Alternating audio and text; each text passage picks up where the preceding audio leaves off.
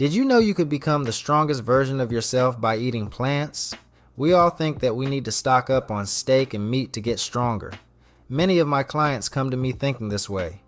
I used to think this way. But creatures like gorillas and elephants run on plants alone, and they make human strength look like a joke. I used to buy into the meat myth myself, thinking it was the key to power, until I started seeing and doing things differently, which I'll break down for you today, for the love of health and fitness, where we take fitness out of the gym and into real life situations, real people, real talk. First, I want to talk about gorillas because they stand out to me. These animals are pure muscle, built solid from head to toe. A male gorilla can weigh around 400 pounds, and its strength is unreal, able to lift thousands of pounds if you measure it out. What do they eat? Plants, nothing more. Their meals are leaves, stems, fruits, and sometimes bits of bark or roots. No meat, no fish, just what grows around them. That got me thinking. If something that powerful can thrive on plants, there has to be more to it. Their bodies pull everything they need from that food, and it keeps them dominant in their world. I could not shake that idea once it settled in. Elephants are another example that hit me hard. An African elephant weighs over 14,000 pounds, and it can push down trees or carry massive loads with ease. Their food is simple: grass, leaves, twigs, and fruit. That is all they need to keep that strength going.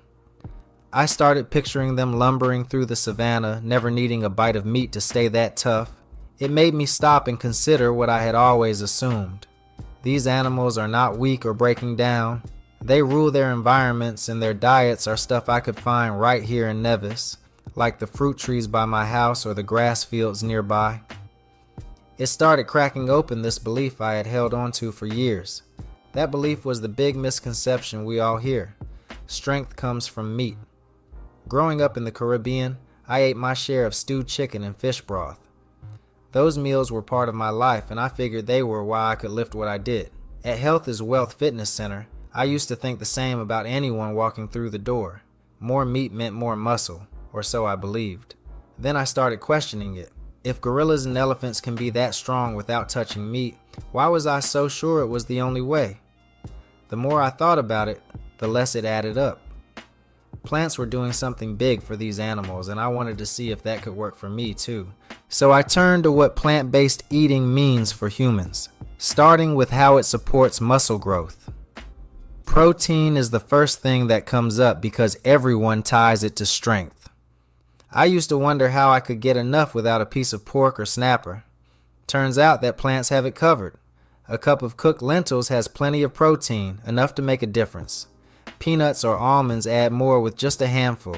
Even rice and peas, a dish I grew up on, stacks it up when you pair them together. Your body needs amino acids to build muscle, and plants deliver them if you eat a mix of sources. When I lift weights at the gym, my muscles break down a bit. Protein steps in to repair them, making them grow over time. I found I could do that with beans, seeds, or even breadfruit, all foods we have here in Nevis. It took some trial and error, but I started feeling the difference in how my body responded.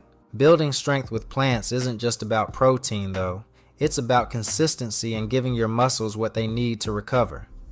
I started eating more chickpeas, which I mash up with garlic and a little pepper for flavor. That mix goes down easy after a workout, and it keeps me full. Another meal I leaned into was roasted yam with a side of steamed callaloo. The yam gives me a slow burn of energy, and the callaloo adds nutrients that help my muscles heal. I noticed my arms and legs felt less sore after a heavy session when I stuck to those kinds of foods.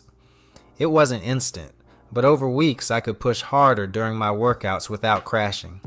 Endurance is another part of this that I had to figure out.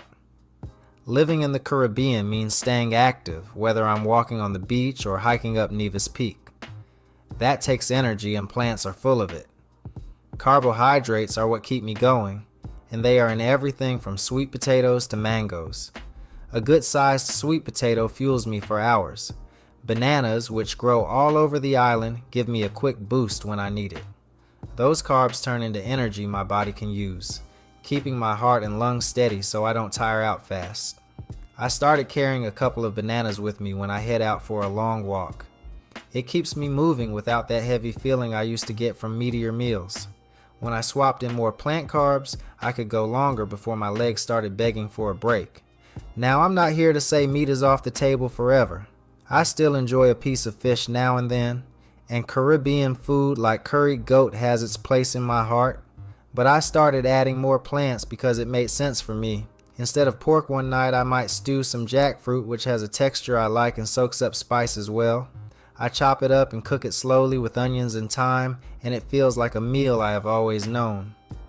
Or I will make a pot of pigeon peas with coconut milk and serve it over rice. That dish is creamy and filling, and it sits light in my stomach. Another one I do is blending soursop with a little water and lime for a drink that refreshes me after a hot day.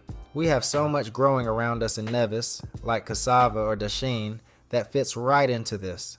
I boil cassava with some seasoning and pair it with a stew of okra and tomatoes.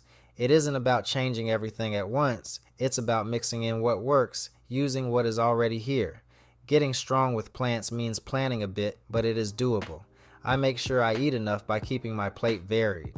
The reason I even bothered rethinking my diet was for the long haul. Strength is great, but I want it to last as I get older. Meat can be fine in moderation, but piling it on every day started feeling like a risk. I noticed my body handled plants better with less heaviness or stiffness.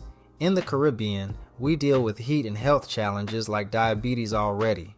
More plants seem to ease that load, keeping my joints moving and my energy up.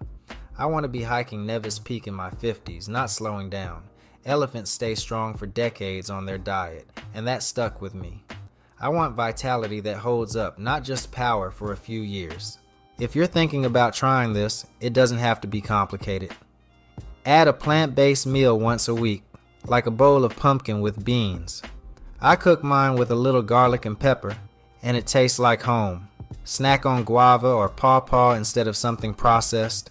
I keep a stash of guava by my door for when I'm rushing out. Another easy one is mashing green bananas with a bit of salt and eating it with stewed lentils. It fills me up and keeps me steady. This isn't about copying a gorilla's exact plate. It's about taking what fits your life and seeing where it goes. For me, it started small, and I built from there. If you're in Nevis and want to have a chat about your diet or fitness goals, feel free to drop by at Health is Wealth Fitness Center. The strongest animals eat plants, and they prove it every day. I used to think meat was the only answer, but I was wrong. Here in the Caribbean, with all we have around us, I found a way that works for me. Think about your next meal. Maybe tweak it a little with something green or hearty. Let me know what you come up with below in the comments, and don't forget to hit the like and subscribe buttons for more videos like this.